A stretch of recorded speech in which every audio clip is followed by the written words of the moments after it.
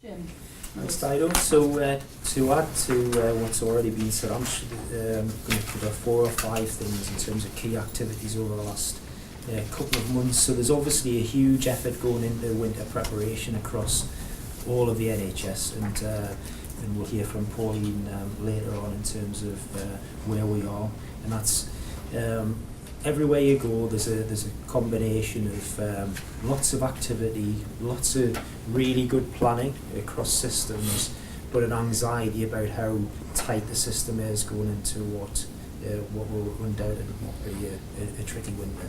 So we've already had the impact of the weather. Hopefully we'll not have the terrible flu, but time will tell, and we need to make sure we're able to respond and support the system and if and when we get to that point.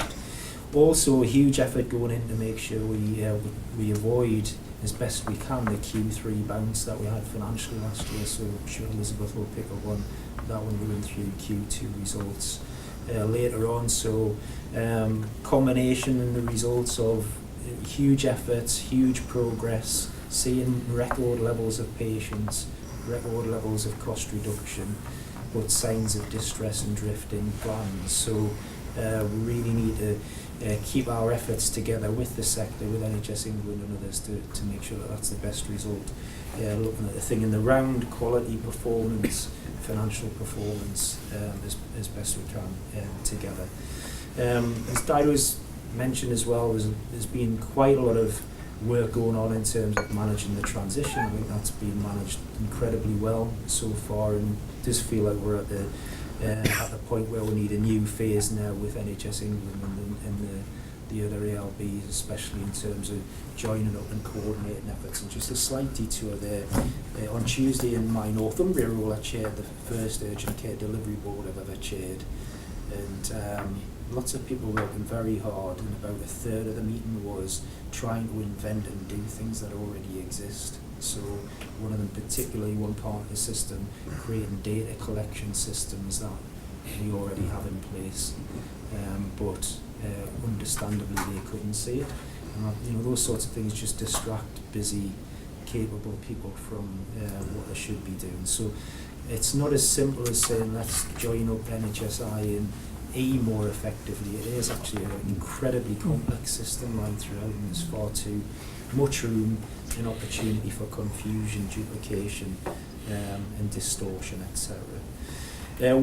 Since we've last met, we've clearly had the autumn statement, and worth just saying a few things on that. There's been an awful lot, obviously, in the media over the last couple of weeks. So we should absolutely recognise that we have been allocated additional funds, and a couple of weeks ago expectations were very low on that. But we should also recognise that that doesn't make all of our problems go away. We've got an awful lot of pressure in the system, we've got an awful lot of pre-commitments. We need to ensure that we can actually fund demand as it's flowing through the system, and that will inevitably require an engagement and a prioritisation of how remaining funds are spent, and we need to all commit to doing that as effectively and objectively as we can. And then finally, as it is my last board meeting, I just want to thank colleagues for fantastic support over the last couple of years. I'm heading back to the snow fully enriched and developed, 6 inches shorter, more grey hair, less hair. But honestly, thanks very much for all of your support. Any questions, comments on Jim's report? Well, we shall have an opportunity to thank you more privately later, but just formally, I think we have been very fortunate to have you, and look forward to good fortune for you where you go next. I was particularly intrigued by the point you make in paragraph 5 of your report, because I do think the comment you make in there is really, really important. We have had to impose top-down controls of all kinds over the last year or two, but the time is certainly now, if not before, come to shift gear. Wherever I go, I find that it's had, as you would absolutely expect, unintended consequences, and it's bad, and we need to move on and get into a more constructive phase. Yeah, I agree, and I think it's as we keep describing, it's not as simple as going back to the old FT world. We do all work in different ways now, and it's much more system environment, but the key has to be local people making good choices locally and prioritising locally and working together.